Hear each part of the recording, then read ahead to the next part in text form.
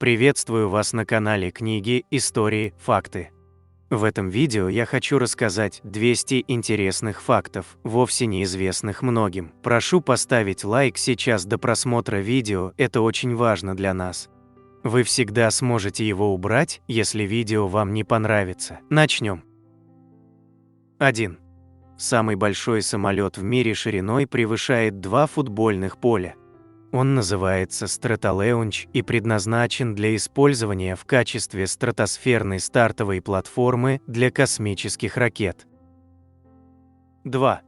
Потлач – древняя традиция демонстративных подарков, распространенная среди индейцев Тихоокеанского побережья. При помощи потача вожди племен боролись за влияние и авторитет. Так как насилие было не в ходу среди индейцев, вместо оружия они использовали материальные ценности. Вожди раздаривали меха и изделия из кожи, драгоценности, лодки, запасы продовольствия, порой даже кухонную утварь и одеяло. Нередко очень ценные вещи демонстративно сжигались, чтобы показать, что вождь очень богат и племя ни в чем не нуждается и даже имеет излишек. 3. В Индии все еще можно встретить львов в естественной среде обитания. В национальном парке Гир живет около 650 львов, львиц и львят. Это делает Индию уникальным местом, где в природе живут и львы, и тигры. 4. Голос жирафа невозможно услышать человеческим ухом. Долгое время считалось, что жирафы не издают звуков, но оказалось, что эти удивительные животные вовсе не немые. Они общаются между собой, но мы не способны их слышать. Звуки жирафьей болтовни имеют слишком низкую частоту – 20 Гц, для восприятия нашим слухом. 5. В 1976 году в Монреале проводилась Олимпиада. Организаторы планировали потратить около $300 миллионов, но в итоге по разным причинам потратили 5 миллиардов. С долгами расплачивались до 2006 года. 6.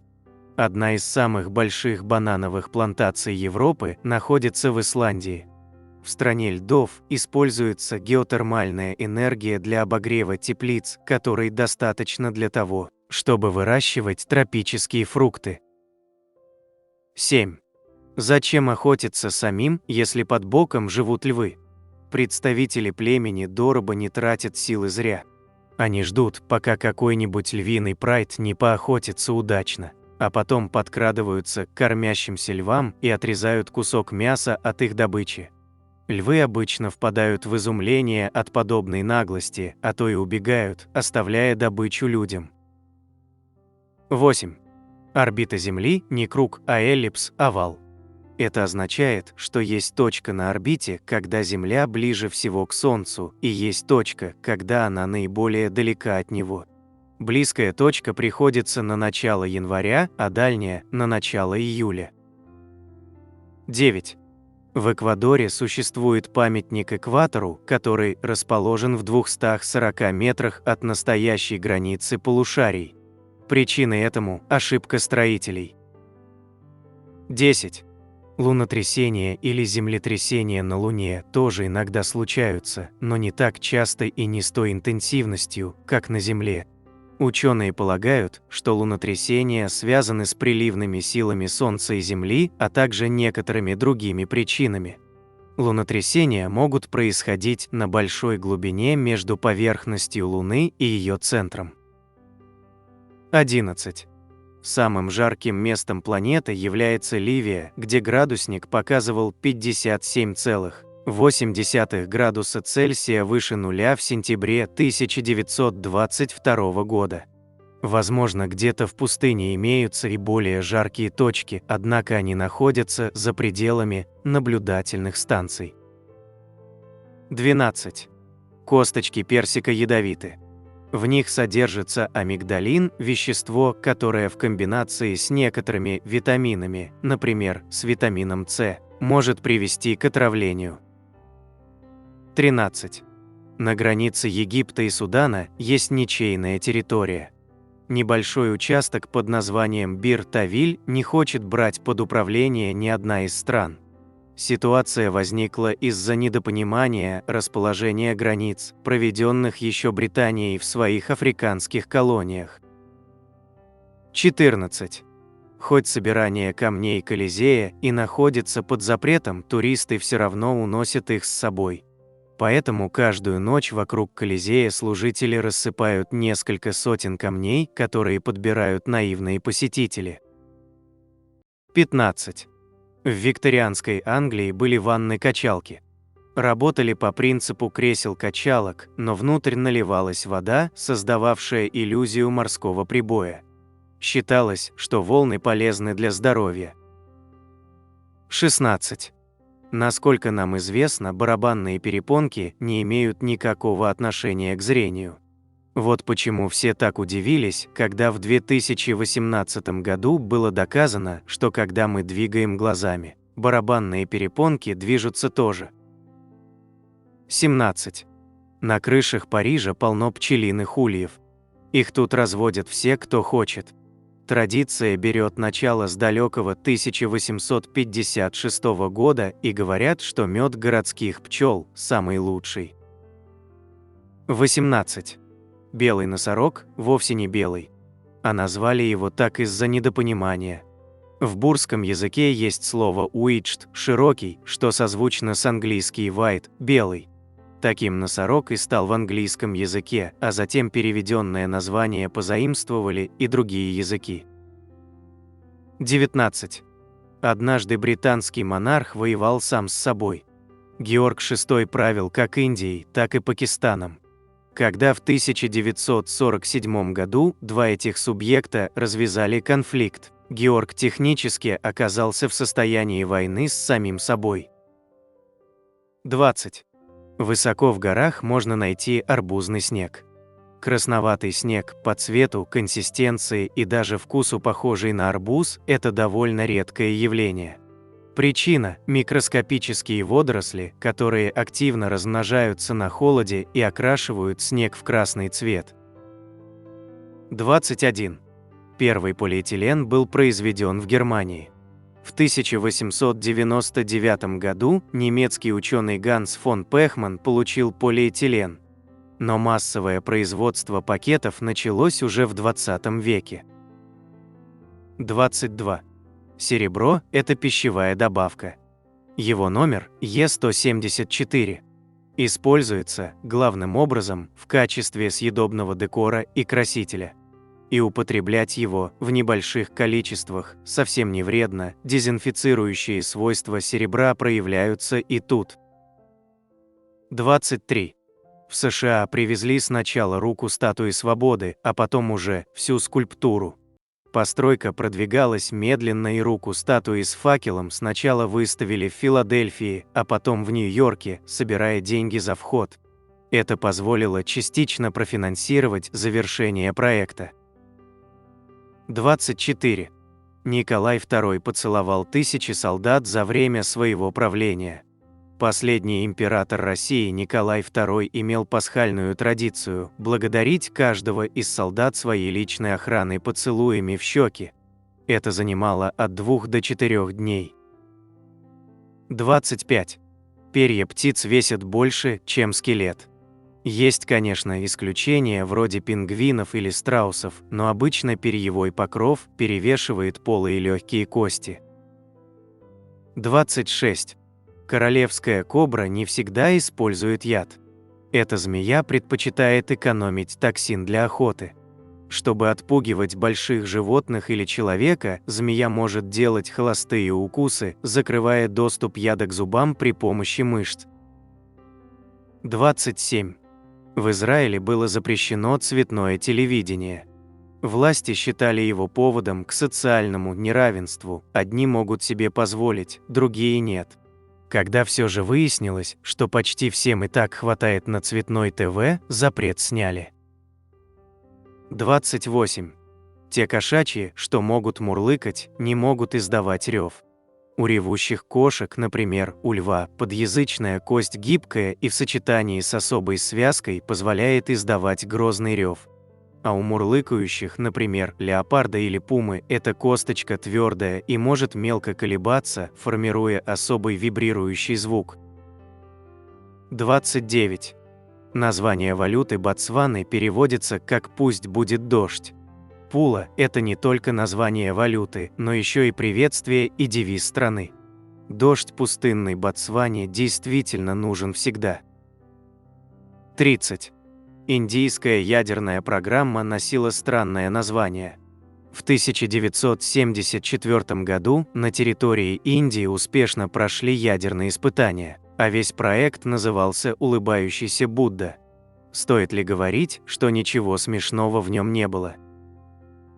31.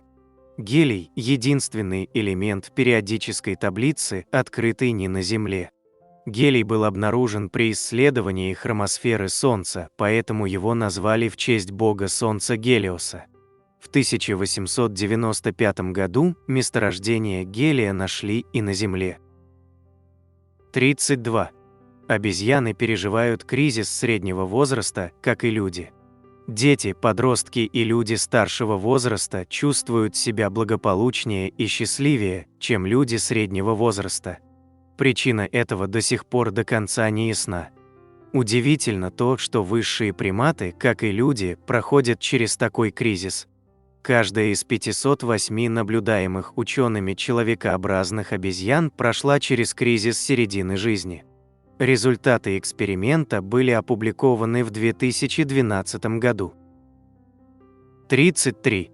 Орбиты Эпиметея и Януса, спутников Сатурна, расположены очень близко, их радиус отличается всего на 50 километров. Раз в 4 года один из спутников догоняет второй, и сила гравитации меняет их орбиты местами. 34. Невидимая с Земли сторона Луны достаточно сильно отличается от видимой.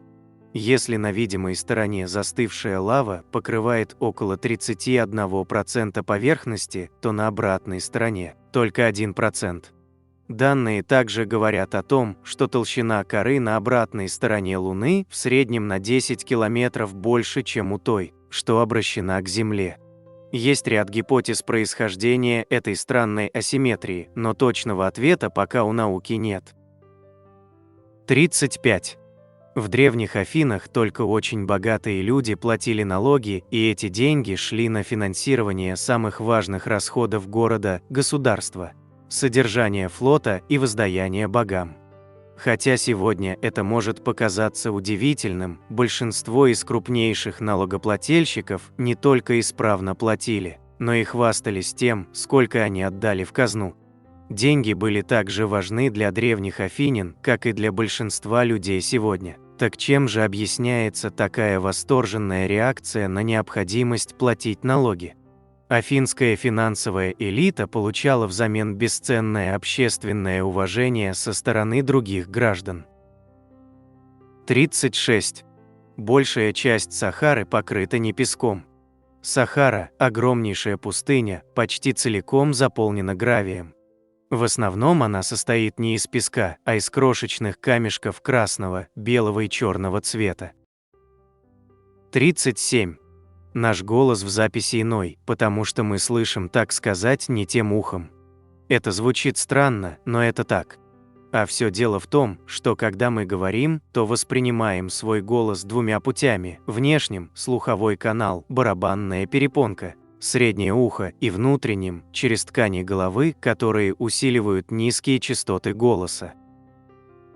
38. До 1974 года Великобритания и США обозначали словом «миллиард» разные суммы. Американский миллиард означал 1000 миллионов, а британский – миллион миллионов. В 1974 году Великобритания уступила и приняла американскую версию. 39. В 2004 году полиция обнаружила в парижских катакомбах действующий кинотеатр. Подземный кинотеатр был оснащен огромным экраном, сиденьями, проекционным оборудованием и кинолентами. Кроме того, имелся бар, также полностью укомплектованный, и ресторан со столами и стульями. Кому все это принадлежало, осталось неизвестным. 40. За время съемок в «Гарри Поттере» Дэниел Рэдклифф сменил 70 палочек и 160 пар очков. Съемочная группа «Гарри Поттера» также создала 40 версий медальона Салазара Слизерина, 250 картин для мраморной лестницы и 210 тысяч монет для сцены в банке Гринготts. 41. Бетховен был такой крупной звездой, что подавлял своей гениальностью композиторов того времени. Например, Брамс в 21 год решил не писать симфоний, поскольку чувствовал, что не способен создать шедевра, подобного бетховенским. А Шуберт как-то высказался: кто вообще может что-то создать после Бетховена? 42. До 1987 года в Исландии не было телевещания по четвергам. Идея была в том, что четверг в Исландии оставался днем для общения. Сейчас исландцы, родившиеся до 1987 года, шутят, что их, скорее всего, зачали в четверг. 43. В средневековых шахматах пешка, добравшаяся до противоположного края доски, называлась советником. Сейчас пешка, достигшая последней горизонтали, 8 для белых, 1 для черных, становится любой, кроме короля, фигурой того же цвета по выбору игрока, совершающего ход. Однако в XII веке существование при короле одновременно двух ферзей, визирей, премьер-министров, было недопустимым. 44. До 1984 года существовало сольное синхронное плавание. Синхронное в данном случае подразумевает синхронное музыке, а не другим пловцам. 45. Самая частая причина гибели людей в пустыне – утопление.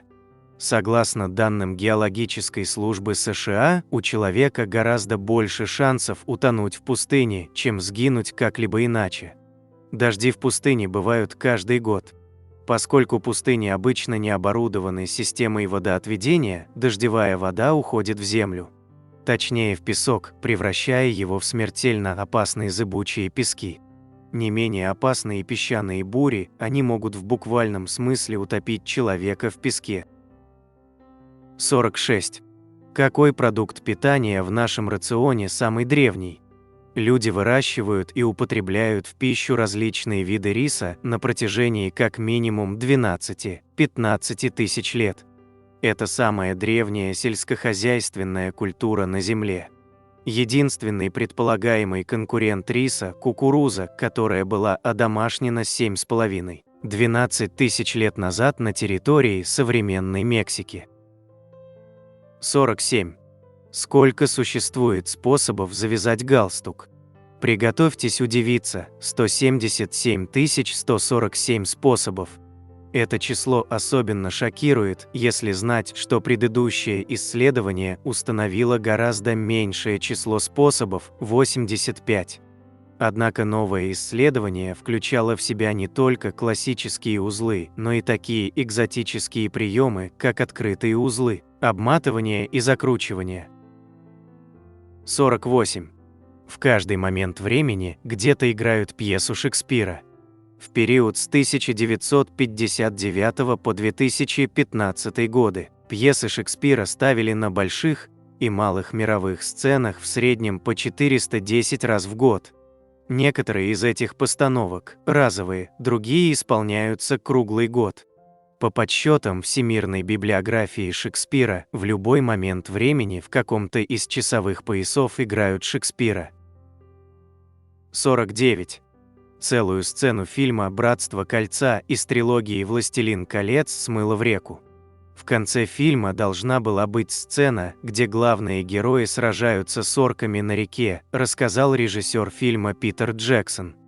Декорации на берегу были полностью готовы, предполагалось задействовать лодки, пушечные орудия и тому подобное. Как вдруг началось сильнейшее наводнение, вызвавшее чрезвычайное положение в Квинстауне, Новая Зеландия. Река вышла из берегов, смыла и унесла декорации. Воссоздавать сцену снова не стали. 50. В средние века люди думали, что ягнята растут на деревьях. Овощной ягненок – миф, распространенный на территории современной Европы в 400-х годах нашей эры. Согласно записям того времени, мнения о том, как овощные ягнята появляются на свет, разнились. В некоторых источниках указано, что они произрастают внутри закрытых стручков, как бобовые, другие уверяли, что ягнята появляются на ветках, как яблоки, будучи прикрепленными к ним пупком. Мясо овощного ягненка на вкус напоминало рыбу и было сладковатым. 51. Существует более 6000 видов трав. Под травой мы понимаем совокупность из тысяч растений, имеющих листья и стебли, но не имеющих постоянных древесных стволов, способных пережить холодное время года. Трава кажется довольно однообразной, но на Земле встречаются тысячи видов травянистых растений очень разного размера и вида, в том числе пряная зелень, бамбук и банан. 52.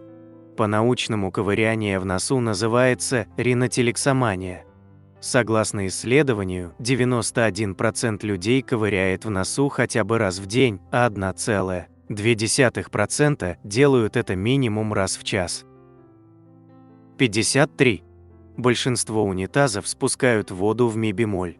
Люди с отличным музыкальным слухом, возможно, замечали, что характерный звук смывания, издаваемый унитазами, почти всегда звучит в ми-бемоль. 54. Запах шоколада в книжном магазине заставляет людей покупать любовные романы. Огромное количество людей связывает запах шоколадных конфет с атмосферой свидания, выяснило исследование 2013 года. Если в книжном магазине витает шоколадный аромат, покупатели чаще предпочитают любовные романы книгам других жанров. 55. Существует 3 типа улыбок. Вознаграждение, например, улыбка в ответ на шутку или хвастовство, принадлежность, указывает на социальную связь между людьми, поддерживает своих, и доминирование, высокомерная улыбка, презрительная улыбка, насмешливая улыбка и тому подобное. Каждый тип улыбки сопровождается особым комплексом мышечных движений. 56. Составители карт выдумывают несуществующие города в качестве авторской подписи. Хотя электронные карты, такие как карты Яндекса или Гугла, широко распространены, традиционные бумажные карты местности никуда не делись, их продолжают составлять и выпускать. Чтобы предотвратить плагиат, самые маститые картографы наносят на свои карты авторский знак. Небольшое несуществующее поселение или район города, о котором не знают пираты, выпускающие ворованные карты без лицензии. При помощи призрачных городов их можно поймать и привлечь к суду. 57. Во время Второй мировой войны шла параллельная война между Эквадором и Перу. Вооруженный конфликт 1941 года был вызван обвинениями в нарушении территориальной границы со стороны Эквадора. Президент Перу решил воспользоваться случаем, собрать армию и отомстить своему давнему сопернику, президенту Эквадора. Война продлилась около полугода. 58. Противостояние между собаками и кошками длится тысячелетиями. По словам биологов, около 20 тысяч лет назад на территории современной Северной Америки древние кошки и собаки столкнулись с нехваткой пищи, и кошки постепенно вытеснили собак из этого региона. Количество собачьих сократилось сильно и надолго. 59. Самый крупный краб на планете, японский краб-паук, при весе 16-20 килограммов, имеет конечности 4-метровой длины, что выглядит жутко. Инопланетно. Краб-паук еще и живет целый век, что представляет собой рекорд продолжительности жизни среди крабов. 60. Шимамичама – грузинское слово, означающее «я случайно все съел». Если вам доводилось что-нибудь откусить со словами «я только попробую кусочек», а затем съесть блюдо без остатка, то вы знаете, что такое шимамичама. В русском языке аналога этому слову нет, но мы можем позаимствовать грузинское, ведь с каждым время от времени случается шимамичама. 61. Шанель номер 5 придумала вовсе не Коко Шанель. Автором прославленного аромата был россиянин-парфюмер-эмигрант по фамилии Веригин, работавший с коренным москвичом Эрнестом Бо в парфюмерном отделе Шанель. 62. Через Ниагарский водопад можно запросто перейти, если дождаться, пока он замерзнет. 63. Эрозия почвы порой способна создавать причудливые природные скульптуры, например, как эти худу-столбы, появившиеся там, где раньше была вода. 64. Язык жирафов может достигать 50 см в длину. 65. Большинство диснеевских персонажей носят перчатки, потому что так их легче анимировать. 66. Белки, как и кошки, умеют мурлыкать. 67. Некоторые виды лягушек могут замерзать зимой и оживать весной. Например, древесная лягушка Аляски переживает зиму в замороженном состоянии, ее сердце останавливается, тело покрывается льдом, но с оттепелью она возвращается к жизни. 68. Акулы могут в течение жизни вырастить до 30 тысяч зубов. Их зубы не имеют корней, поэтому постоянно выпадают и заменяются новыми, иногда всего за несколько дней. У некоторых видов акул зубы расположены в несколько рядов, как на конвейере, и новые зубы сдвигаются вперед по мере необходимости. 69. Легенда о циклопе могла возникнуть, когда греки обнаружили череп мамонта. Огромные одиночные носовые отверстия в черепе могли вдохновить древних людей на создание мифа о гигантских существах с одним глазом в центре лба. 70. Температура молнии может достигать 30 тысяч градусов Цельсия, это в 5 раз горячее поверхности Солнца. Молния нагревает воздух так быстро, что он мгновенно расширяется и вызывает гром. 71.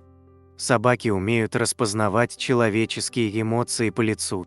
Исследования показали, что они отличают радость, злость и страх, ориентируясь на выражение лица и тон голоса. 72.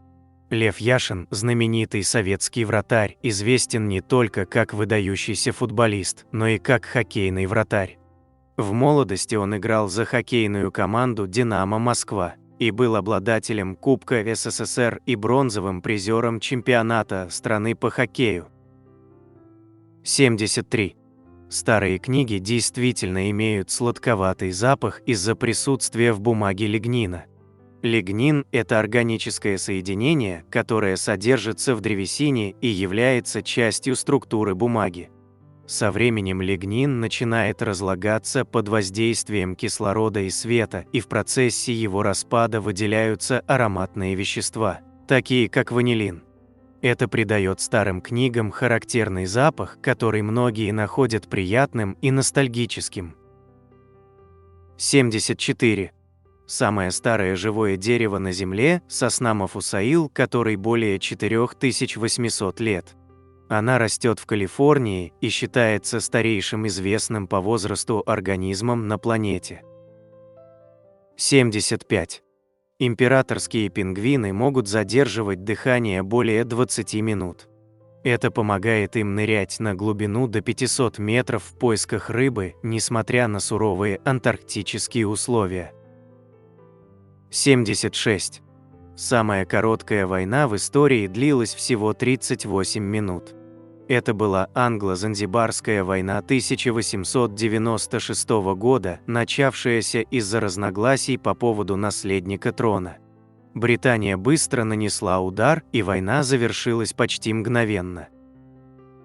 77. Майкл Джексон не осветлял кожу, у артиста было витилиго, заболевание, которое вызывает потерю пигментации кожи, в результате чего появляются белые пятна. Джексон сам признался в этом в 1993 году во время интервью с Опрой Уинфри. Витилиго было одной из причин, по которой его кожа стала светлее с течением времени. 78. Осьминоги могут менять не только цвет, но и текстуру своей кожи. Они используют это, чтобы маскироваться под камни, песок или кораллы, становясь практически невидимыми для хищников и добычи. 79. В Млечном Пути может быть больше планет, чем звезд. Ученые предполагают, что почти каждая звезда имеет как минимум одну планету, а иногда целые системы, как у Солнца. Это значит, что только в нашей галактике может быть сотни миллиардов планет. 80. Попугаи умеют не только копировать речь, но и осмысленно использовать слова. Некоторые обученные попугаи, как, например, знаменитый африканский серый попугай Алекс, могли отличать цвета, формы и даже выражать желания. 81. Короли на игральных картах имеют исторические прототипы.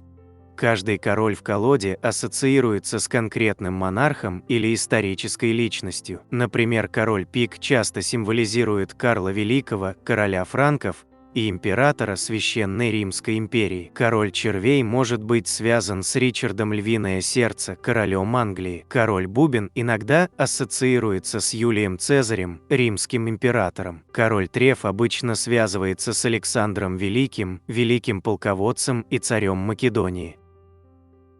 82. Самая длинная радуга в истории длилась почти 9 часов.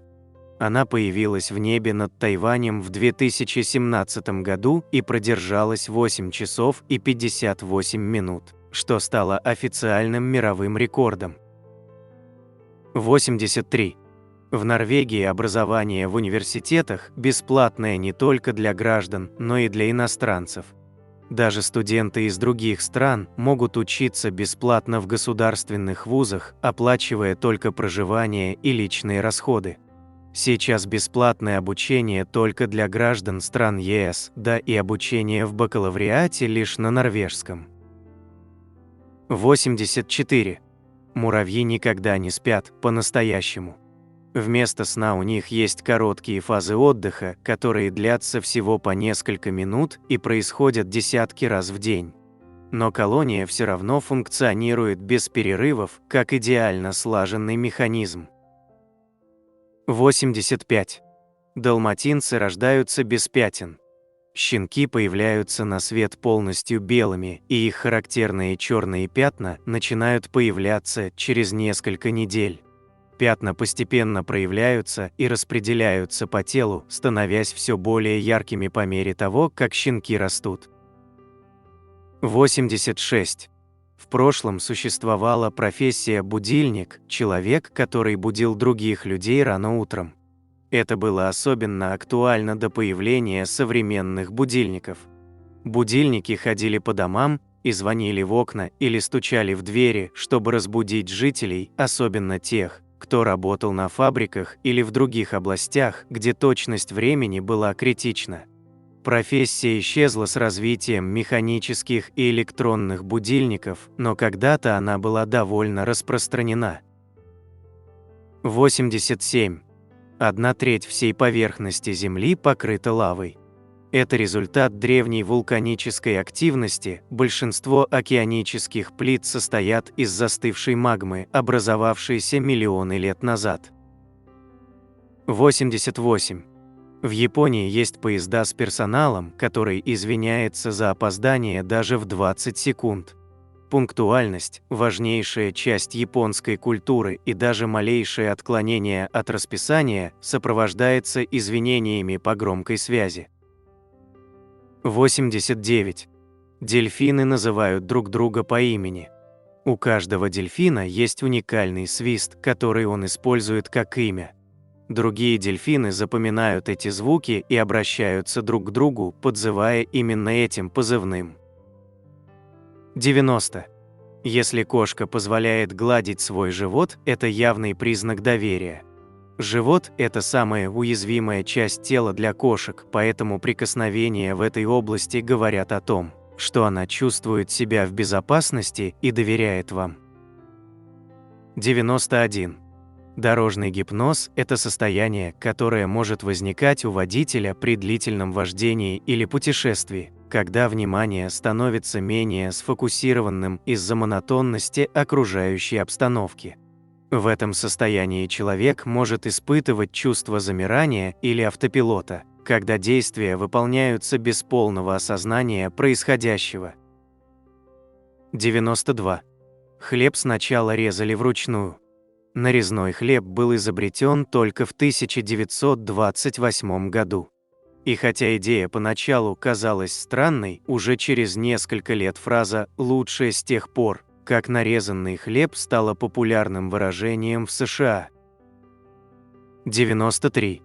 На Международной космической станции один оборот вокруг Земли занимает всего около 90 минут. Это значит, что астронавты видят 16 восходов и закатов в сутки. 94. У каждого тигра уникальный рисунок полос, как отпечатки пальцев у человека. Ни один тигр не имеет точно такого же узора, и по этим полосам ученые могут идентифицировать отдельных особей в дикой природе. 95. Исследования, проведенные для фильма «Интерстеллар», действительно привели к публикации нескольких научных работ.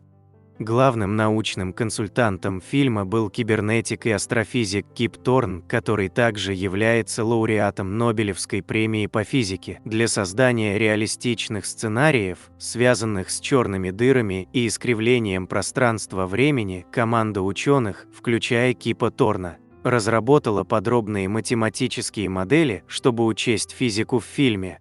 Эти исследования привели к 3 научным статьям, которые были опубликованы в известных научных журналах. 96. Гаттара, от итальянского гаттара – кормящая кошек, это термин, который в Италии используется для описания одинокой старушки или чудаковатой старой девы, которая проявляет особую заботу о бездомных кошках. 97. Лебеди формируют пары на всю жизнь и могут впадать в депрессию или даже погибать от горя после потери партнера. Эти птицы известны своей преданностью, пары строят гнезда вместе, поочередно высиживают яйца и защищают потомство. Лебеди стали символом вечной любви во многих культурах именно благодаря своей удивительной моногамности и эмоциональной привязанности. 98. В 1952 году Альберту Эйнштейну предложили стать президентом Израиля. Это произошло после смерти первого президента страны Хаима Вейцмана. Официальное предложение было сделано 17 ноября 1952 года тогдашним послом Израиля в Вашингтоне, Абба Ибаном, по поручению премьер-министра Давида Бен-Гуриона. Однако Эйнштейн отказался от предложения. В письме с отказом он написал, что чувствует себя польщенным, но не обладает естественными способностями и опытом в деле обращения с людьми и выполнения официальных функций. 99. Квиддич, как вид спорта, признан Международной федерацией, и проводятся официальные соревнования под эгидой Международной ассоциации квиддича. Ассоциация организует чемпионаты мира и другие международные турниры, в которых участвуют команды из разных стран. Этот вид спорта, вдохновленный книгами о Гарри Поттере, имеет установленный набор правил и структуру соревнований, что позволяет ему развиваться на профессиональном уровне. 100. Кубики льда из кипяченой воды получаются прозрачными, а из обычной – мутными. Это происходит потому, что при кипячении из воды удаляются пузырьки воздуха и большинство примесей. В замедленном замораживании такая вода кристаллизуется равномерно, и лед становится чистым, как стекло. Такой лед часто используют в дорогих коктейлях и фотосъемке. А сейчас я хочу попросить о минуте вашего внимания, касающейся организационных вопросов на нашем канале КИФ.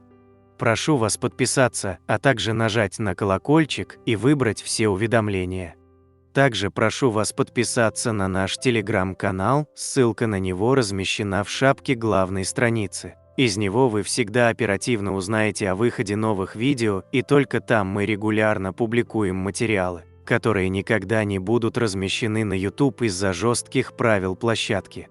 Эти 2 пункта очень важны для развития канала, и прошу вас прислушаться к моей просьбе. Обращаю ваше внимание, что, как и всегда, в конце видео вас ждет очень интересный бонусный факт для всех досмотревших этот ролик до конца, который вам наверняка неизвестен. В заключении этого видео мы разместим самые интересные, популярные, полезные и остроумные комментарии, которые зрители оставляли к предыдущему нашему ролику, а также список наших спонсоров. А теперь продолжаем. 101. Осьминоги могут откручивать крышки банок и решать головоломки. У них высокоразвитый мозг. 3/5 их нервных клеток находятся в щупальцах, что позволяет конечностям действовать почти независимо друг от друга. Некоторые осьминоги даже сбегали из аквариумов, открывая люки или щели, чтобы вернуться в океан. Их интеллект сопоставим с интеллектом собак, и они умеют распознавать людей, запоминать обиды и даже бросаться струями воды, когда чем-то недовольны. 102. В некоторых странах экзорцист является официальной профессией, особенно в рамках католической церкви. Экзорцисты назначаются епископами и проходят специальное обучение, чтобы проводить ритуалы изгнания демонов. Эти специалисты работают в тесном сотрудничестве с медицинскими и психологическими экспертами, чтобы исключить возможные медицинские причины предполагаемой одержимости, прежде чем прибегать к обряду экзорцизма. 103. Гибриды волков и собак называются волкособами. Эти животные обладают уникальной комбинацией характеристик, включая силу и независимость волков, а также привязанность и обучаемость собак. Однако из-за своих диких инстинктов волкособов труднее дрессировать, и они требуют особого подхода в воспитании и содержании. 104. Деревья могут, так сказать, разговаривать друг с другом через подземную сеть грибов, называемую древесным интернетом или микоризой. С помощью этой сети деревья передают друг другу питательные вещества, предупреждают об опасности, например, о нашествии вредителей, и даже заботятся о детях, саженцах рядом. Ученые называют это примером растительного сотрудничества, которое делает леса удивительно сложной и взаимосвязанной экосистемой. 105. У черепах нет голосовых связок, но некоторые из них все равно умеют издавать звуки. Например, морские черепахи могут мычать, пищать или даже издавать щелчки под водой. Ученые считают, что это помогает им общаться, особенно в период размножения.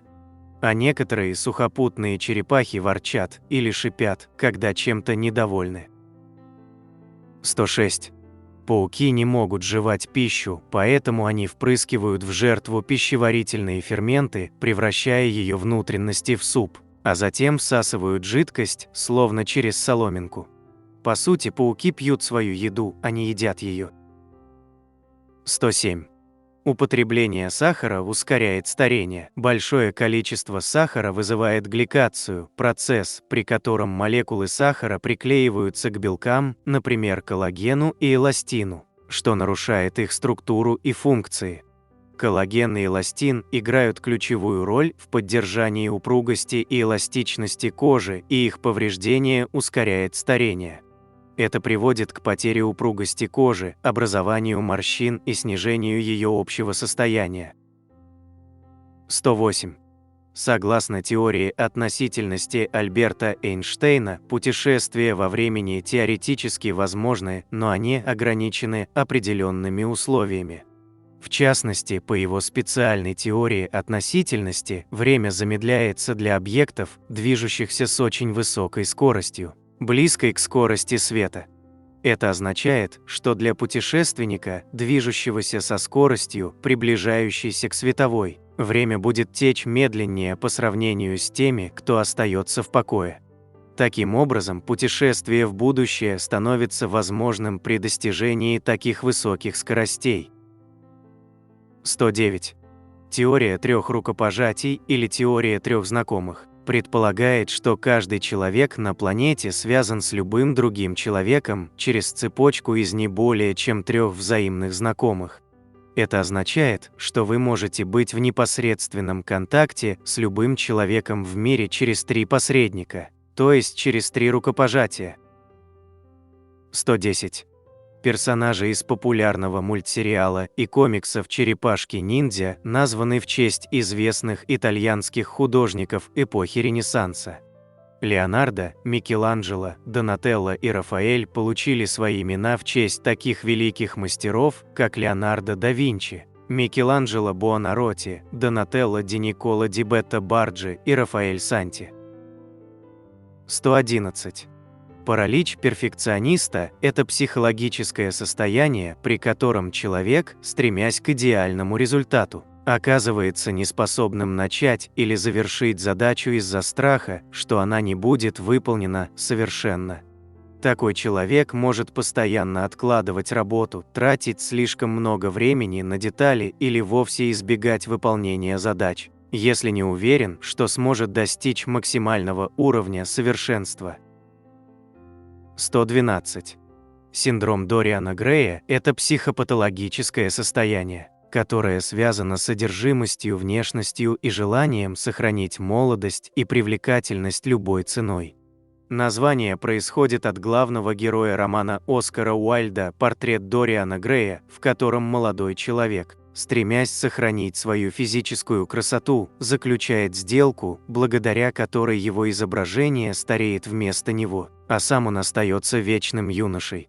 В реальной жизни этот синдром проявляется в чрезмерном стремлении к идеалу внешности и внешним признакам молодости, что может привести к чрезмерному использованию пластических операций, косметических процедур и тревожности по поводу возраста. 113. Терапия с использованием котиков или фелинотерапия является методом лечения, при котором используются кошки для улучшения психоэмоционального состояния человека. Исследования показали, что общение с кошками может снижать уровень стресса, тревожности и депрессии. Питомцы помогают расслабиться, улучшить настроение и даже снизить артериальное давление. Этот метод используется в различных учреждениях, таких как больницы и дома для престарелых, чтобы создать более комфортную и поддерживающую атмосферу. 114. Курс имперского рубля к доллару США в начале 20 века был примерно 1 доллар равно 1 рубль. Однако в результате экономических трудностей, инфляции и изменений в денежной политике к 1917 году, когда произошла февральская революция, курс имперского рубля к доллару значительно упал, и 1 доллар стал стоить уже около 30 рублей. 115. Парфюм, который использовал Наполеон Бонапарт, до сих пор выпускают. Это знаменитый аромат Eau de Cologne, вода из Кёльна, созданный французским парфюмером Жаном Марией Фарино в 1709 году. Это одно из старейших и самых известных парфюмерных произведений, которое существует и сегодня. 116. В каждом айфоне есть немного золота. Его используют в микросхемах из-за высокой проводимости. В среднем один смартфон содержит около 0,34 грамма золота, это немного, но если собрать миллионы устройств, получится настоящее золотоносное хранилище. 117. Пицца Маргарита была названа в честь королевы Италии Маргариты Савойской в 1889 году. Чтобы почтить ее визит в Неаполь, местный пиццайоло Рафаэле Эспозито приготовил пиццу с томатами, моцареллой и базиликом, ингредиентами, символизирующими цвета итальянского флага – красный, белый и зеленый. Королеве блюдо понравилось настолько, что оно стало национальным символом и классикой по сей день. 118.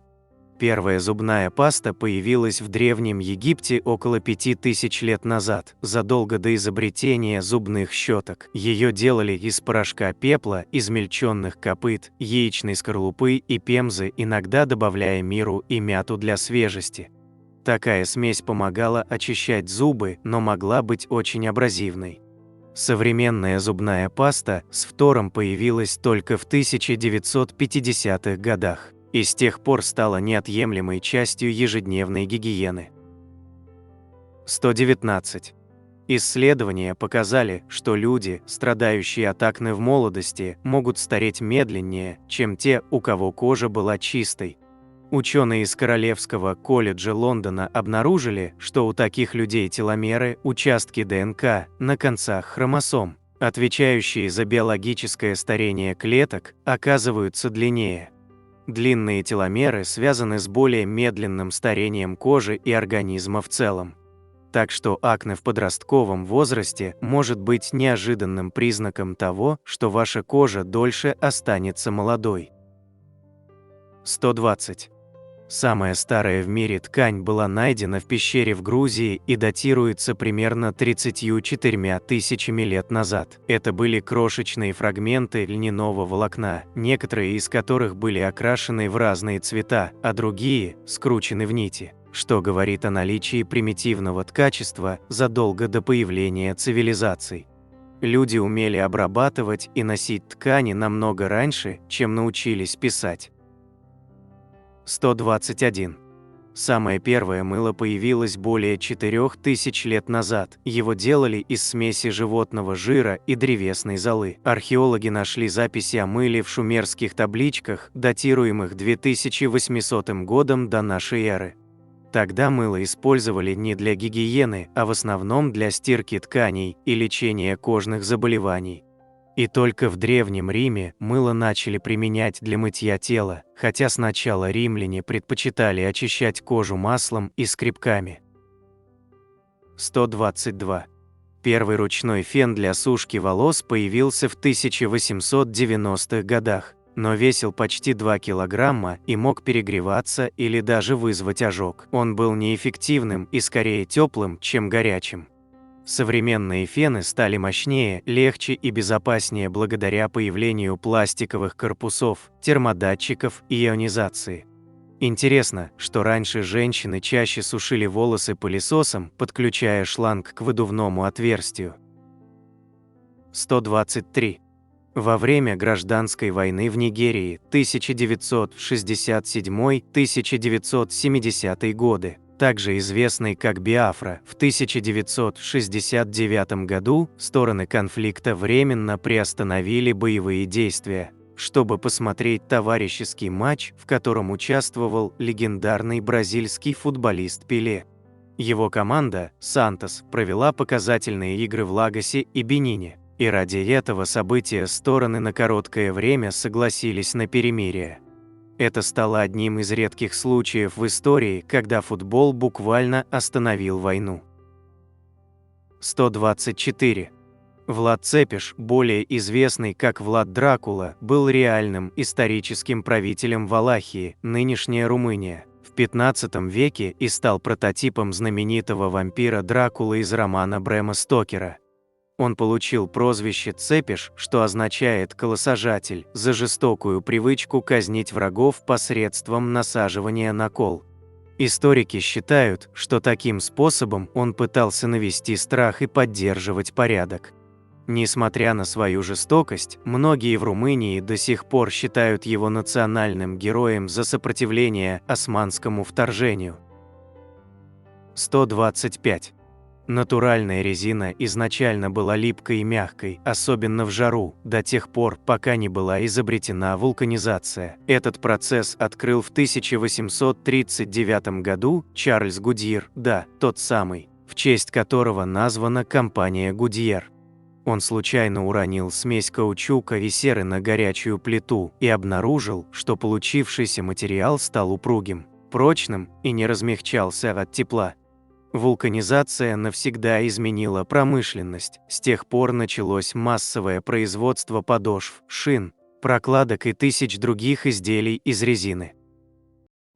126. Алмазы формируются на глубине около 150-200 километров под землей. при температуре более 1000 градусов Цельсия и под колоссальным давлением. Но самое удивительное, алмаз и графит, карандашный грифель, состоят из одного и того же элемента – углерода. Разница лишь в том, как расположены атомы. В алмазе углерод образует кристаллическую решетку, что делает его самым твердым природным материалом на Земле. А в графите атомы расположены слоями, легко отделяющимися друг от друга. Один элемент – два абсолютно разных свойства. 127. Первоначально наручные часы считались исключительно женским аксессуаром. В XIX веке мужчины носили карманные часы, а наручные, с ремешками и украшениями, воспринимались как элемент дамского стиля. Все изменилось во время Первой мировой войны. Солдатам нужны были удобные, быстро доступные часы, и наручные стали практичным решением. С тех пор они прочно вошли в мужскую моду и стали символом стиля и статуса. 128. Согласно научным прогнозам, Солнце прекратит свое существование как звезда примерно через 5 миллиардов лет. Однако уже через 1 миллиард лет яркость Солнца увеличится на 10%, что приведет к усилению парникового эффекта на Земле. Это может вызвать испарение океанов и сделать планету непригодной для жизни в ее нынешнем виде. 129. Леонардо да Винчи мог писать одной рукой, а одновременно рисовать другой. Его уникальная координация рук и полушарий мозга позволяла ему делать несколько сложных задач одновременно. 130. На Луне до сих пор лежат отпечатки ботинок астронавтов. Из-за отсутствия атмосферы, ветра и воды следы, оставленные в 1969 году миссией Аполлон-11, могут сохраняться миллионы лет. 131. Вареное яйцо вращается быстрее и дольше сырого. Причина в том, что вареное яйцо вращается как единое целое, а в сыром – жидкое содержимое, не сразу получая вращательное движение. Задерживает движение твердой оболочки и играет роль тормоза. Кроме того, центр тяжести сырого яйца нестабилен. При вращении он меняет свое местоположение. У вареного яйца плотность более равномерна, и центр тяжести не меняется при вращении. 132. Склонность к детским увлечениям во взрослом возрасте называют петтилизмом или неоигрелизмом. Этот термин описывает ситуацию, когда взрослый человек проявляет интерес или увлечение, которые традиционно считаются детскими или подростковыми. Это может проявляться в разных формах, от увлечения игрушками и коллекционированием до предпочтений в развлечениях, которые обычно ассоциируются с детьми, например, анимационные фильмы, видеоигры и так далее. 133. Танцевальная чума или танцевальная эпидемия 1518 года – это одно из самых странных и курьезных явлений в истории, произошедшее в Страсбурге, тогда часть Священной Римской империи. В 1518 году все началось, когда женщина по имени Триса вдруг начала танцевать на улице без видимой причины. Вскоре к ней присоединились другие люди, и в течение нескольких дней количество танцующих людей увеличивалось. Через некоторое время они начали танцевать так интенсивно, что стали падать от усталости, травм и даже умирать. В итоге более 400 человек приняли участие в этом странном массовом танце. Местные власти, не зная, как справиться с ситуацией, решили, что причиной эпидемии может быть некое дурное влияние или сверхъестественные силы. Они даже наняли музыкантов, чтобы помочь людям вылечиться через продолжение танцев. Однако это только ухудшило ситуацию. 134. В Японии есть часы, которые работают на воде с сахаром. Это биологические часы, питаемые микробами, перерабатывающими сахар, настоящие живые механизмы. 135. Курицы могут помнить до 100 лиц, как людей, так и других кур. У них развитое социальное поведение и отличная память, позволяющая распознавать иерархию в стае. 136. У шпионов ЦРУ в эпоху Холодной войны были монетки с микрофильмами внутри. С виду обычная монета, но она могла раскручиваться, и внутри находилось крошечное сообщение или микрофильм с секретной информацией. 137. Так кто был первым, яйцо или курица? С научной точки зрения, первым было яйцо. Это объясняется тем, что курица, как и все другие живые существа, произошла от более ранних видов.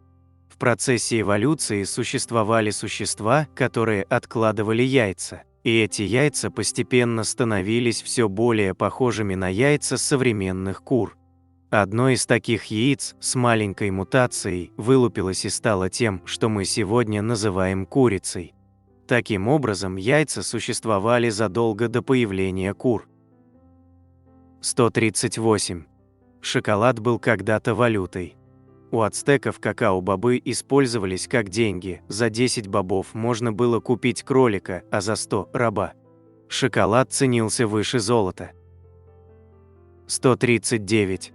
У осьминогов 3 сердца, и 2 из них останавливаются, когда они плывут. Поэтому осьминоги предпочитают ползать по дну, так их сердечный ритм стабильнее, и они меньше устают. 140. Первая книга, посвященная путешествиям на другие планеты, была написана в 1865 году французским писателем Жюлем Верном. Его роман «От Земли до Луны» считается одним из первых произведений научной фантастики, в котором подробно описывается путешествие на Луну. В этом произведении Жюль Верн предсказал многие аспекты космических полетов, такие как использование снаряда, запущенного с Земли, и идею путешествия в космос. 141. Один из самых любимых запахов у людей – это запах свежескошенной травы. Этот аромат вызывает у многих ассоциации с летними днями, отдыхом на природе и уютом. На самом деле запах свежескошенной травы – это химические соединения, которые растения выделяют как защитную реакцию на повреждения. 142. Пингвины делают предложение галькой. Самцы дарят самкам гладкие камешки для строительства гнезда. Если самке нравится подарок, она принимает его и выбирает самца как партнера. 143. Кошки мурлычут не только от удовольствия. Мурлыканье также помогает им успокаиваться при боли, стрессе и даже ускоряет заживление костей. Вибрации частотой 25-150 Гц стимулируют регенерацию. 144. Летучие мыши всегда поворачивают влево, когда вылетают из пещеры. Ученые не до конца понимают, почему это происходит, но предполагают, что это связано с особенностями ориентации в пространстве и работы их эхолокации. Это поведение настолько устойчиво, что его даже учитывают в проектах искусственных убежищ для летучих мышей. 145. Парадокс убитого дедушки – это классический пример логической дилеммы, связанной с путешествиями во времени. Суть парадокса заключается в следующем: если путешественник во времени вернется в прошлое и убьет своего дедушку до того, как тот встретил его бабушку, то один из его родителей не родится, а значит и сам путешественник не может существовать. Однако, если он не существует, то и не может вернуться в прошлое, чтобы убить дедушку, что приводит к логическому противоречию. Этот парадокс ставит под сомнение возможность путешествий во времени, поскольку такие действия могут создать нелогичные или невозможные ситуации. 146. Вопреки расхожему мифу, волчицы не забывают своих детей. Исследования показывают, что волчицы крайне привязаны к своим детенышам. Даже после того, как они становятся взрослыми и уходят из семьи, волчицы могут помнить их и при случае оказывать помощь. Это чувство привязанности и заботы сохраняется даже через много месяцев после того, как повзрослевшие волчата покидают отчий дом. 147.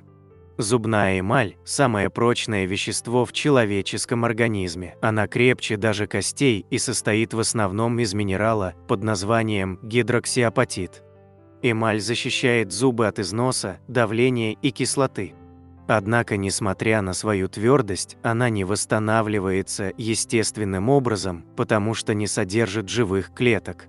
Поэтому, если вы повредили эмаль, организм сам ее уже не починит. Так что беречь зубы – это действительно важно. 148.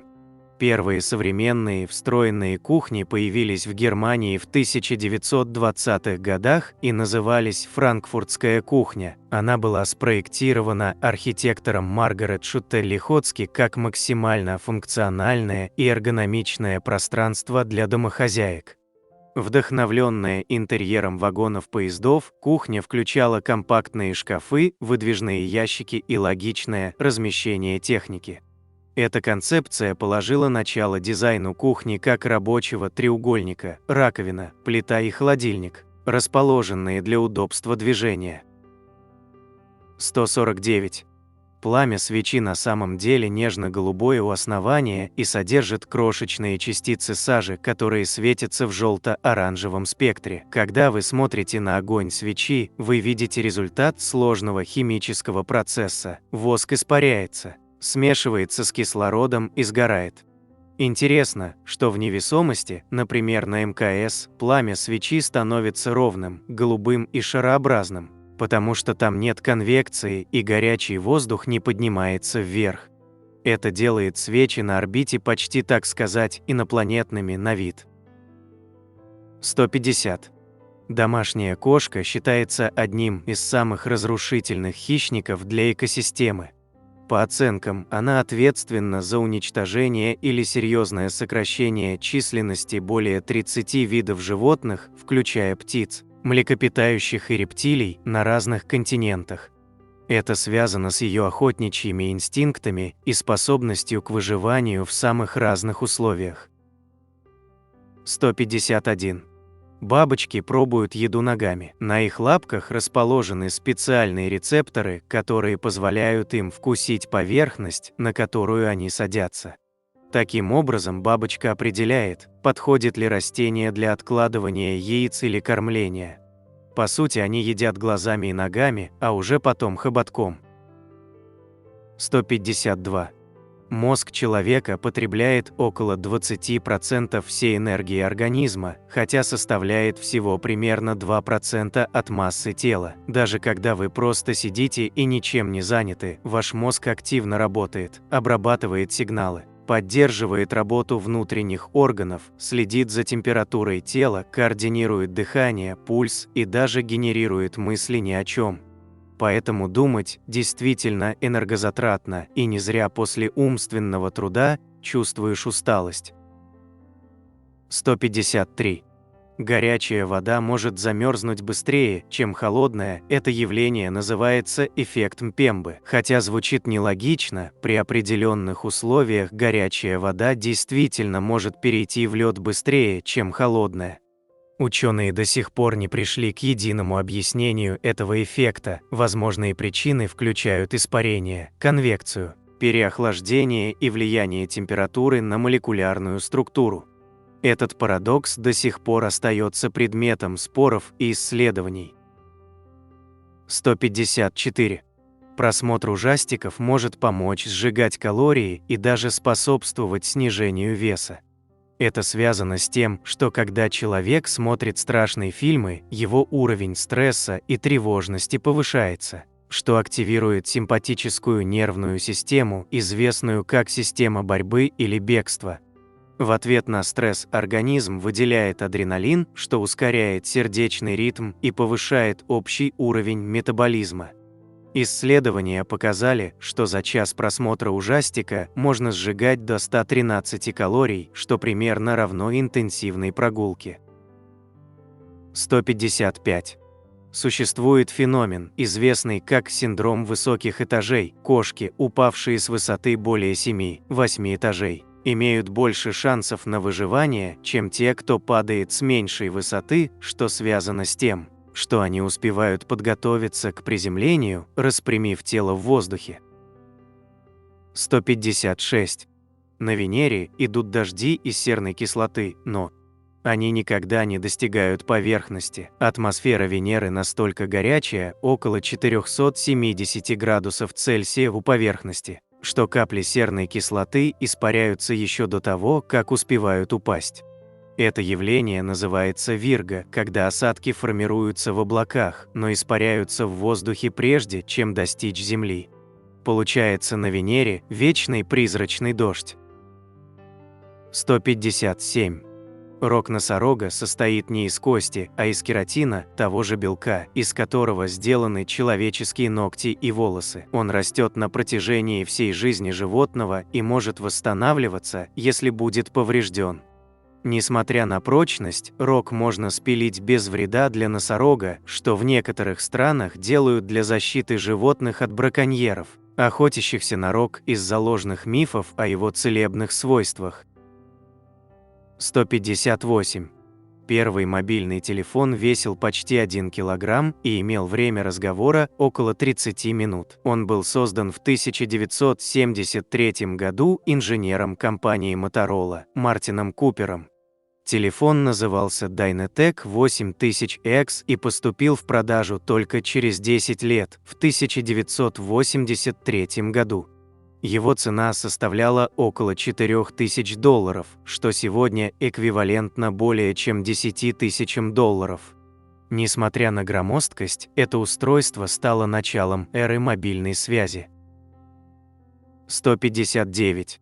Теория многомировой интерпретации квантовой механики говорит о том, что когда происходит какое-то событие, в котором есть несколько возможных исходов, например, частица может оказаться в одном или другом месте, то все эти исходы происходят одновременно, но в разных, параллельных мирах. Теория предполагает, что существует огромное количество параллельных реальностей, где происходят все возможные события, и все они существуют одновременно.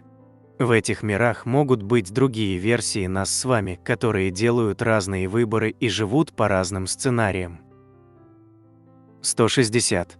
Согласно расчетам на основе уравнения Дрейка, в нашей галактике может существовать около 675 цивилизаций, способных к межзвездной коммуникации. 161. Когда вы притворяетесь, что улыбаетесь, ваше настроение действительно может улучшиться. Это называется эффектом обратной связи лица. Мышцы лица посылают сигнал в мозг, и он интерпретирует это как признак радости, даже если вы изначально не чувствовали себя весело. Таким образом, просто удерживая улыбку, можно слегка обмануть мозг и повысить уровень счастья. 162. Каждый житель Аляски получает часть доходов от нефти через программу, называемую Permanent Fund Dividend. Эта программа была создана в 1982 году для того, чтобы жители штата могли получать дивиденды от прибыли, полученной от добычи нефти и природных ресурсов. Каждый год государство делит часть доходов от нефтяной промышленности с гражданами, выплачивая им так называемый «постоянный фонд». В 2020 году, например, размер выплаты составил около $1000 на человека. Эта сумма может варьироваться в зависимости от доходов фонда и экономической ситуации. 163. Одиночество может оказать значительное влияние на физическое и психическое здоровье человека. Исследования показывают, что долгосрочное пребывание в одиночестве связано с повышенным риском развития сердечно-сосудистых заболеваний, депрессии и нарушений сна, что как следствие ведет уже к реальному урону для физического здоровья. 164. Исследования показывают, что строгие диеты могут негативно влиять на психическое здоровье. Ограничение калорий и жесткое следование диетическим ограничениям может привести к повышенному уровню стресса, тревожности и депрессии. Люди, придерживающиеся строгих диет, часто сталкиваются с нарушениями пищевого поведения, что в свою очередь усиливает психологическое напряжение. 165. Первые кроссовки получили название Sneakers от английского sneak – подкрадываться. потому что их резиновая подошва делала шаги бесшумными. В конце XIX века, когда повседневная обувь была жесткой и громкой, это было настоящим новшеством. Человек в кроссовках мог красться без шума, что и дало обуви ее имя. 166. Мед – единственный продукт, который не портится со временем. Археологи находили горшочки с медом в египетских гробницах возрастом более 3000 лет, и он все еще был съедобным, благодаря высокому содержанию сахара, низкой влажности и естественным антисептическим свойствам. Мед может храниться вечно при правильных условиях. 167. Стартовая поза легкоатлета, в которой спортсмены стоят на коленях, с одной ногой впереди, а другая сзади, была вдохновлена позами животных, например, у собак или зайцев, когда они готовятся к быстрому бегу. Такая поза позволяет максимально эффективно использовать мышцы ног для старта, что очень важно для ускорения. Она помогает спортсмену сохранить баланс и подготовиться к мощному рывку точно так же, как это делает животное, готовящееся к быстрому побегу. 168. Некоторые исследования показывают, что татуировки могут способствовать укреплению иммунной системы. Процесс нанесения татуировки включает в себя повреждение кожи иглой, что запускает реакцию иммунной системы. В ответ на это организм активирует защитные механизмы, включая выработку иммунных клеток для заживления кожи. Это может привести к небольшому повышению активности иммунной системы, поскольку организм сталкивается с внешним вторжением. 169. Первый автомобильный штраф за превышение скорости был выписан в 1896 году в Англии. Водитель разогнался до 13 км в час, при том, что лимит составлял 3 км в час в городе. Его догнал полицейский на велосипеде и арестовал. 170. Когда вы вспоминаете какое-то событие, вы не воспроизводите его напрямую, как видео, а воссоздаете его заново каждый раз. Это значит, что с каждой попыткой воспоминания может немного меняться. Мозг подправляет детали на основе текущего опыта, эмоций и знаний. Поэтому со временем даже самые яркие воспоминания могут искажаться, хотя мы уверены в их точности. 171. В китайской мифологии царем зверей считают тигра, а не льва. Тигр в китайской культуре олицетворяет силу, мужество, могущество и защиту. 172. Термин «еврейский нос» возник как часть антисемитской карикатурной традиции, зародившейся в Европе в XIII веке. В средневековых изображениях евреев начали систематически изображать с преувеличенно большими крючковатыми носами. Это стало одним из визуальных приемов, используемых для их стигматизации и выделения как чужих. Со временем этот образ укоренился в массовом сознании и стал устойчивым стереотипом, который, к сожалению, сохраняется и сегодня. Однако с анатомической точки зрения такой тип носа, так называемый римский или орлиный, встречается у людей разных национальностей и особенно распространен в странах Средиземноморья и Ближнего Востока, вне зависимости от религии или этнической принадлежности. Стереотип о еврейском носе не имеет научного обоснования и является продуктом предвзятых исторических представлений, а не биологических различий. 173. Чистая вода обладает естественным светло-голубым цветом, который становится более насыщенным, с синевато-зеленым оттенком. По мере увеличения толщины слоя воды, через который проходит свет, такой оттенок обусловлен не отражением неба, как часто думают, а внутренними физическими свойствами самой воды.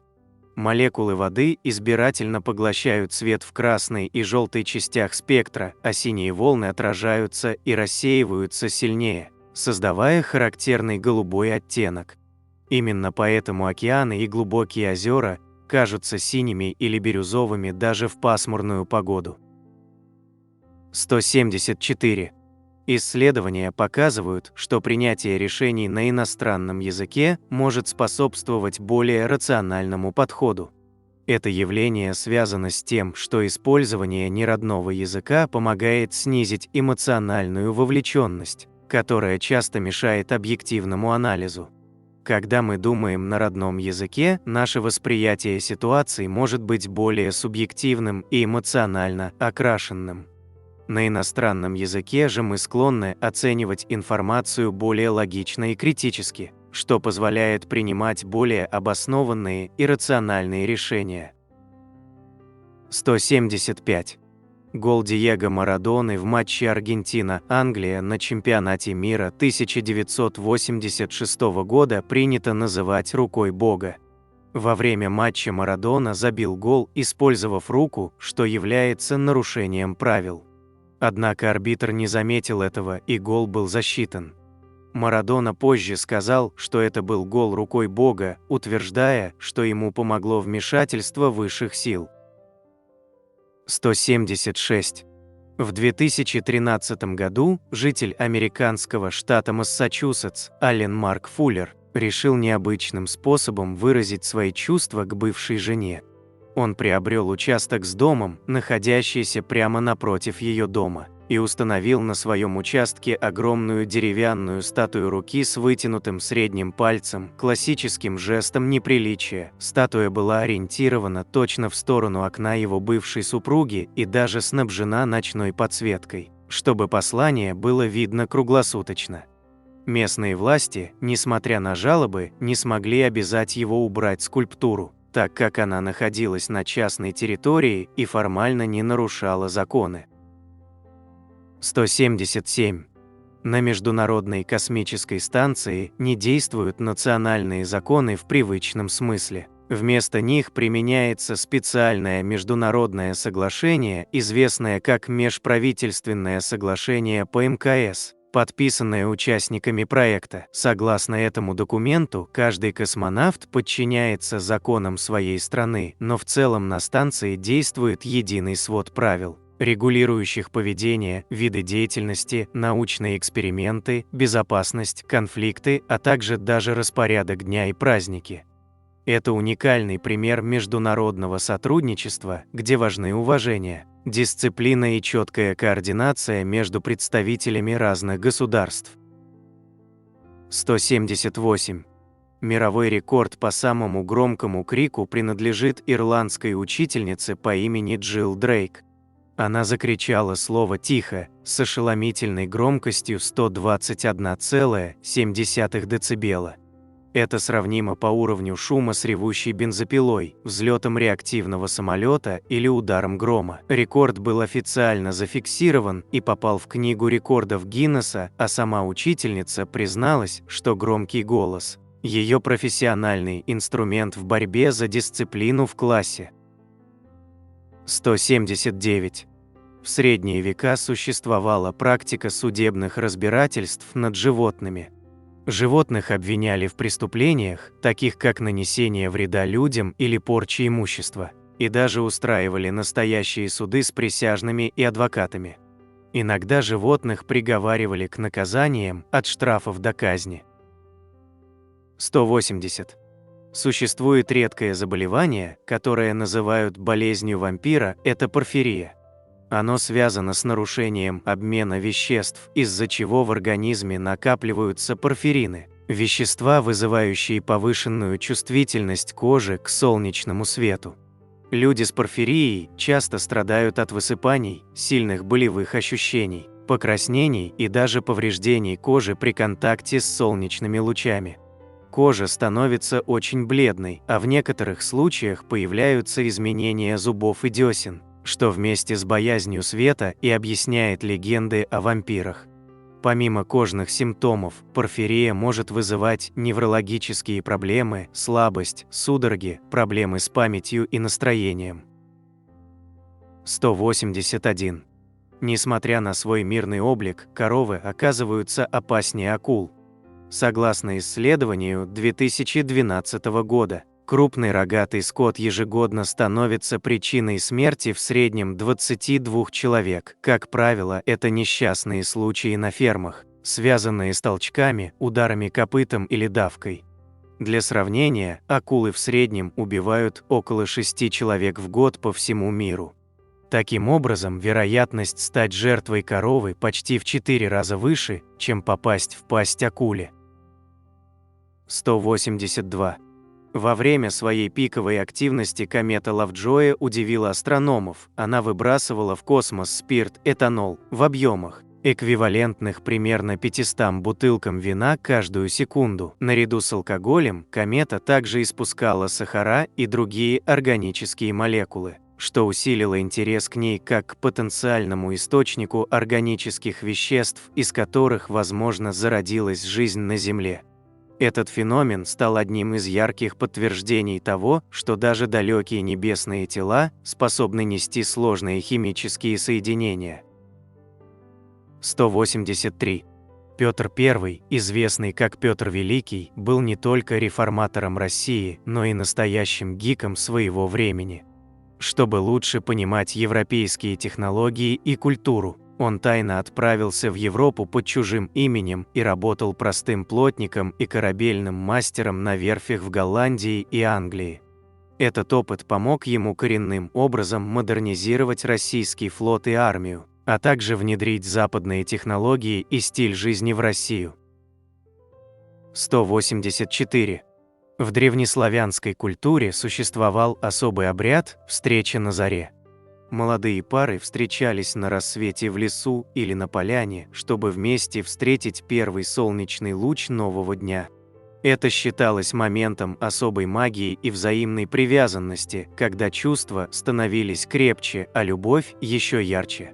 Такие встречи часто сопровождались песнями и играми, а иногда молодые люди оставляли друг другу маленькие подарки, символы любви и верности. 185. В Южной Корее чавканье во время еды считается нормой и даже проявлением уважения к повару. Громкое жевание и звуки еды показывают, что человек наслаждается блюдом. В корейских ресторанах чавканье воспринимается как комплимент. 186. В Швеции образ Карлсона из знаменитой книги Астрид Линдгрен воспринимается неоднозначно, многие считают его отрицательным персонажем.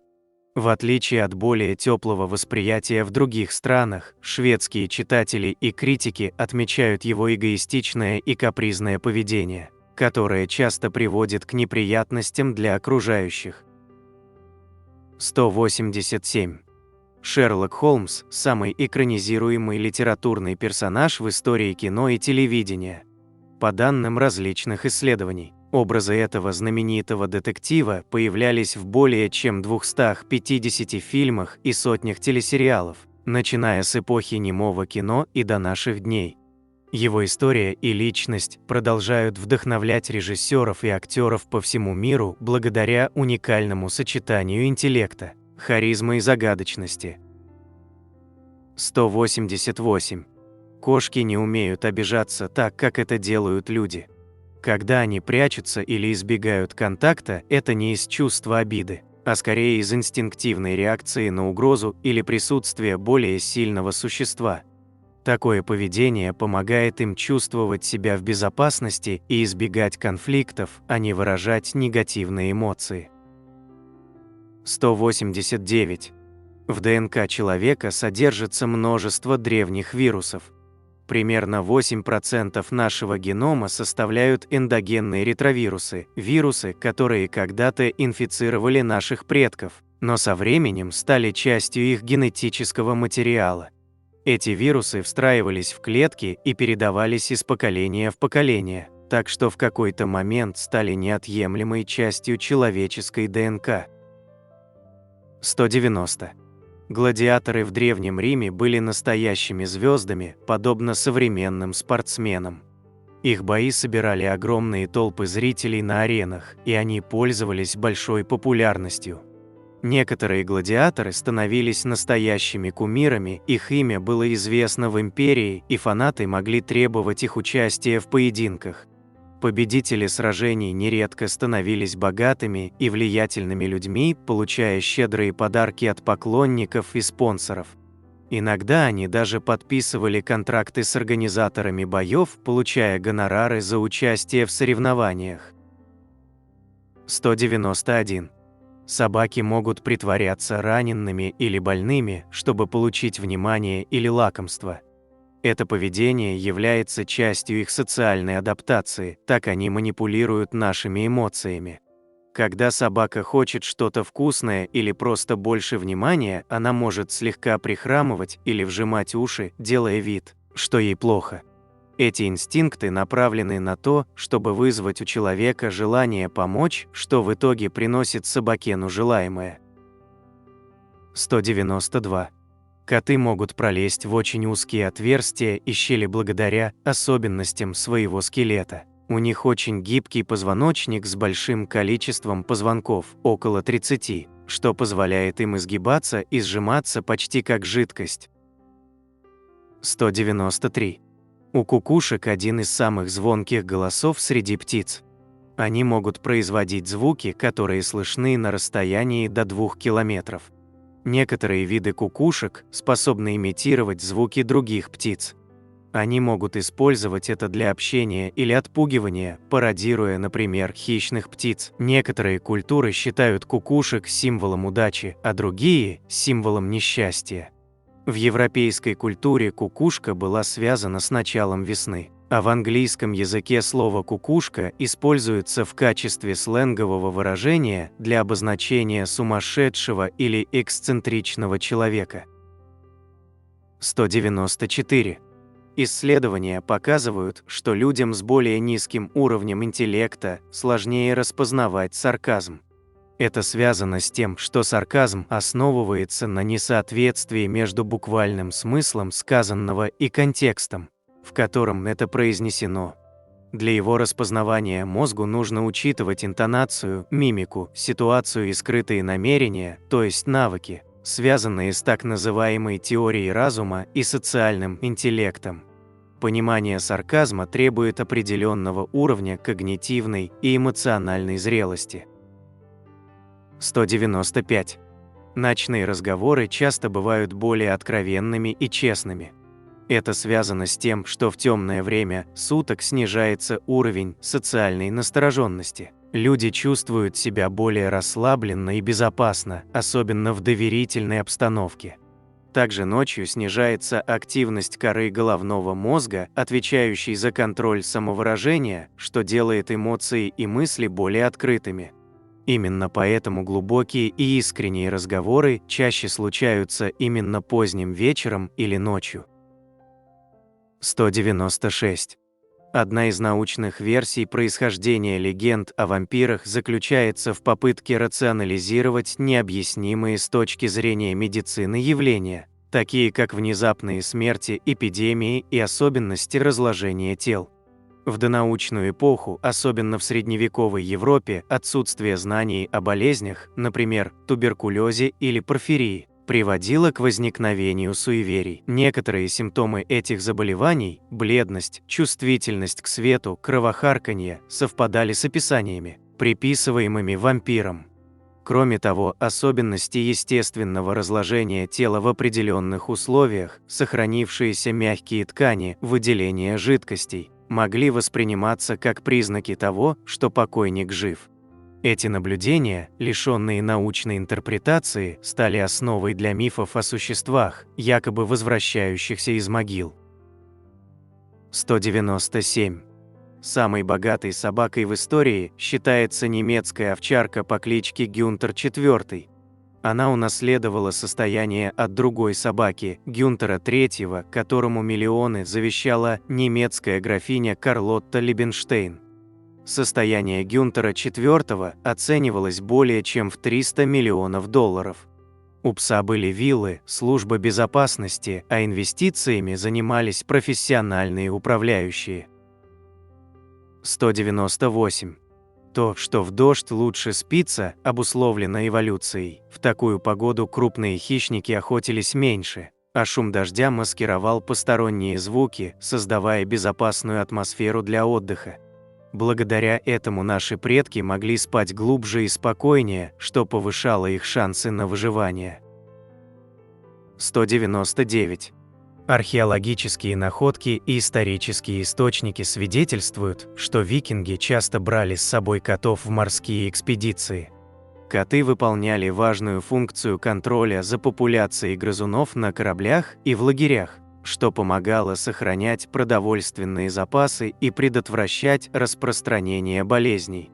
Таким образом, коты были неотъемлемой частью экипажа и способствовали успешности путешествий. 200. С точки зрения химии, любовь – это сложный процесс, связанный с выделением в мозге нескольких ключевых нейромедиаторов и гормонов. В начальной стадии влюбленности активно выделяется дофамин, отвечающий за чувство удовольствия и мотивации, а также окситоцин и вазопрессин – гормоны, укрепляющие привязанность и доверие между партнерами. Серотонин при этом может временно снижаться, что объясняет навязчивые мысли о возлюбленном. Таким образом, любовь – это не только эмоция, но и химическая реакция организма. На этом я бы хотел закончить это видео с 200 интересными фактами, вовсе неизвестными многим. Ну и уже по традиции, для всех досмотревших этот ролик до конца предлагаю узнать бонусный факт. Согласно исследованию, проведенному учеными из Массачусетского технологического института, зубная щетка была признана самым важным изобретением в истории человечества. В ходе опроса и анализа данных выяснилось, что именно зубная щетка оказала наибольшее влияние на здоровье и качество жизни людей, превзойдя по значимости такие технологические достижения, как автомобиль, компьютер и мобильный телефон. Это подчеркивает ключевую роль гигиены и профилактики заболеваний в развитии человеческой цивилизации. Вот такими у нас получились 200 интересных фактов, вовсе неизвестных многим. На экране вы можете увидеть несколько комментариев из предыдущего ролика. Надеемся, вам понравился материал, который мы собрали для вас. Оставляйте комментарии, ставьте лайки, делитесь своим мнением о ролике, предлагайте темы, которые вы хотели бы услышать в новых видео. Все это очень важно для нас и позволяет продолжать радовать вас новыми, надеемся, еще более интересными видео. Отдельно хочу поблагодарить всех поддержавших наш канал материально зрителей в это непростое время. Их имена вы можете увидеть на экране вашего устройства прямо сейчас и в описании ролика. Благодарю за просмотр этого видео и прошу подписаться на канал Книги, Истории, Факты, поставить лайк, нажать на колокольчик и выбрать все уведомления. Вам наверняка понравится. Я расскажу еще много интересного и познавательного. Прошу при возможности помочь каналу, заглянув в описание этого видео и поддержать любым удобным способом. Ваши комментарии, лайки и то, что вы делитесь нашими видео в самых разных социальных сетях и мессенджерах, помогают развитию нашего канала и позволяют понять, что прилагаемые нами усилия не напрасны.